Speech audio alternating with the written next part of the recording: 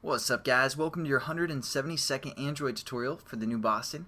What we're going to do is still work with this GL triangle example class, and all we've done so far is just basically set up a float, a list of floats, and there's no relation to OpenGL or anything like that. So the first thing that we need to do is we need to set up something called a float buffer, because again, a few tutorials ago we used buffers and they just are a way that we can render stuff to the screen. So we're going to call this like our vertice vert buff, maybe, for vertice buffers, and we're basically going to relate these vertices later. And we want to set this again just to be a private variable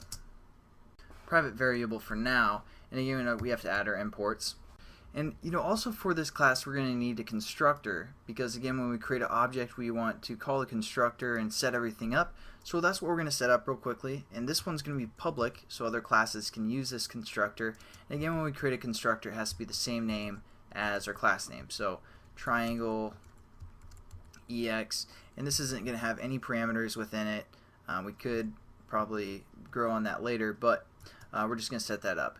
And within this triangle, what we're going to have to do is we're going to have to create a vertex buffer and a byte buffer, because the byte buffer is going to tell our application how much space we're using, how many kilobytes or bytes that we're using, and for each float that we use that takes up 4 bytes. So our float list here has 6 different floats within it, so we're going to have to locate 24 bytes within our buffer.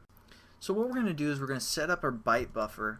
I know it's kind of confusing maybe a little bit for now, but we're just going to set up that byte buffer. We're going to call this bbuff. Going to set this equal to the byte buffer class and use the method .locate direct. And again, we just have to, it takes an int of the capacity that we're going to be using. So again, like I said, it's 24, but in case we add more vertices to this float array, we want to be able to handle that and tell our update our byte buffer and say, hey, we're using more memory than just 24. So we're going to relate to our list that we created called vertices, and we're just going to say .length. That's going to return how many floats are within our list, and as for now there's 6, so that's going to be 6. And for each float we use 4 bytes, so we're just going to times this by 4.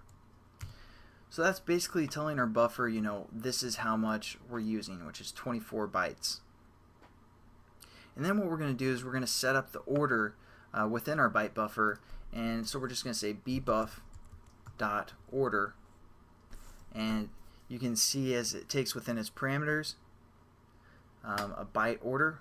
So we're going to click that one. And all we're going to say is we're going to relate to the byte order class, so byte order,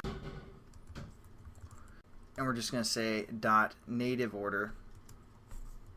And that's just going to give us the native order for a byte buffer. So now what we need to do is we need to relate to this vertice buffer and kind of make the connection as well. So we're just going to say vert buffer, or vert buff I should say, and we're going to set this equal to our byte buffer, which we called bbuff dot as float, because there's different types of stuff that lists that we can have within a buffer, but since we're using floats we're going to use this as a float buffer.